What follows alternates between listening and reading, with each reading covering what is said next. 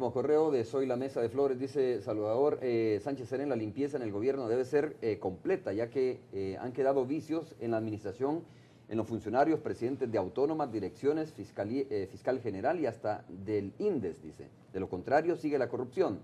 Le recomendaría como una medida inmediata, dice, en los ministerios y autónomas donde se tenga duda de que ha habido corrupción, los que dirigieron o no deben de salir del país hasta que se finalice la auditoría final.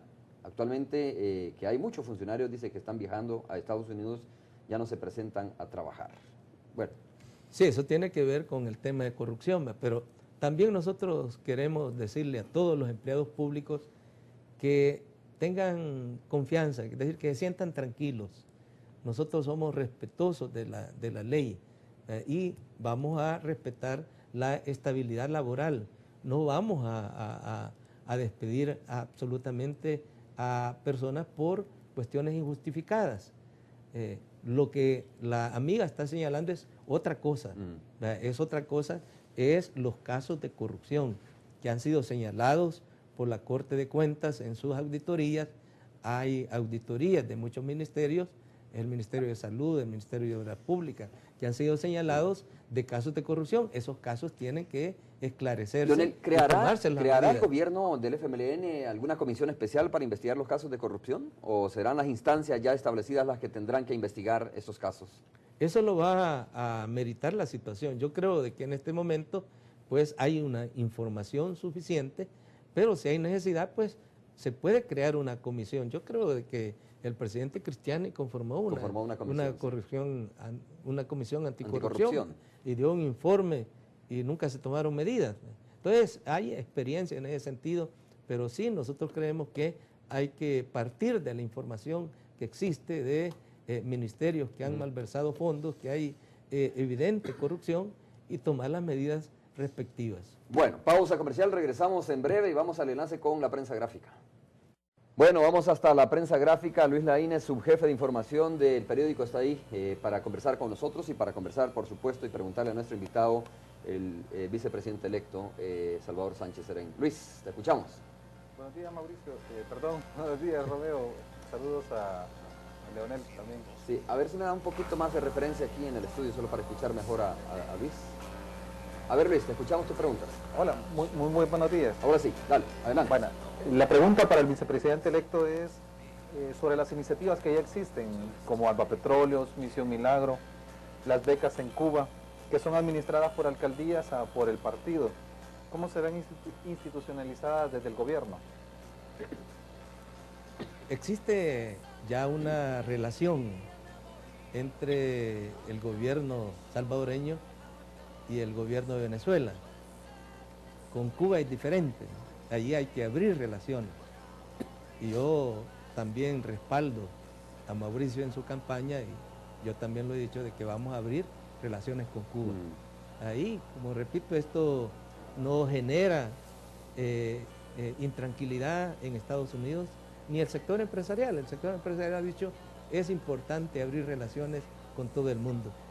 A partir de abrir relaciones con Cuba, pues ahí hay todo un proceso de cooperación como hay con todos los países del mundo. La Unión Europea tiene muchos programas de cooperación aquí en educación, en salud. Entonces, el programa de Operación Milagro, que es un programa que funciona con las alcaldías, pues a partir del gobierno de Mauricio Funes, pues va a tener la posibilidad de abarcar a una mayor cantidad de la población. Y con respecto al tema de Alba Petróleo, pues Alba Petróleo es una empresa mixta. Tú sabes de que esta es una economía en la que hay libertad empresarial, que hay respeto a la propiedad privada y por lo tanto si es una empresa mixta entre alcaldías, ¿verdad?, y una institución de Venezuela, pues va a seguir operando, va a seguir operando. Ya la connotación, si es el gobierno quien asume esa empresa, esa relación directamente, eso ya es una decisión que Mauricio Funes ha dicho, miren, todo lo relacionado con Alba Petróleo, pues tengo que analizarlo desde el punto de vista de no de Alba Petróleo, sino con el proyecto del ALBA. Tengo que analizarlo de cara a los intereses del país. Si esa visión del ALBA, que hay varios países de Latinoamérica, favorece a El Salvador, pues hay que analizarlo, pero que sí va a continuar funcionando en el sentido de darle todas las libertades como cualquier empresa mixta que existe aquí en el país.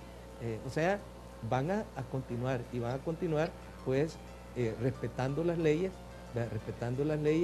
y sometiéndose a la legislación salvadoreña. Bueno, porque en el caso de Alba Petróleos, el tema del petróleo, específicamente en Venezuela, está el caso de que en 4 años salió un informe este fin de semana en Venezuela, que el gobierno había destinado 220 mil millones de dólares durante 4 años para compras a países aliados, por ejemplo, armas a Rusia, alimentos a Nicaragua, apoyo a Argentina en la compra de 5 mil millones de deuda. Y hablaba de que para Centroamérica, con el programa de Petrocaribe, se habían destinado 369 mil barriles diarios de combustibles. En una relación, digamos, más fluida con Venezuela de la que ha habido hasta este tiempo, que de hecho solo se mantiene a niveles de representantes de negocios, ¿podría El Salvador, con un gobierno del FMLN, ampliar esta posibilidad de tener acceso a mejores precios de petróleo? Pues sobre todo porque estamos viendo que están habiendo alzas en el precio de los combustibles que consumen los salvadoreños. Sí, mira, con relación a la operación ya de la empresa, pues primero decirte de que hay aquí empresas transnacionales que también traen combustible de Venezuela. Casi la mayoría del combustible que viene es de Venezuela. Y aquí a El Salvador está llegando una parte por Alba Petróleo y otra parte por las empresas transnacionales como la Shell, como la ESO, como la Texaco. Eso va a continuar. La posibilidad está de que con todo el proceso que está haciendo Alba Petróleo, que ya está terminando los depósitos y ya va a tener una capacidad mayor de almacenamiento, yo creo que la empresa, como empresa, va a poder y tener capacidad de elevar su nivel de participación en el mercado del combustible. Eso de por sí la empresa.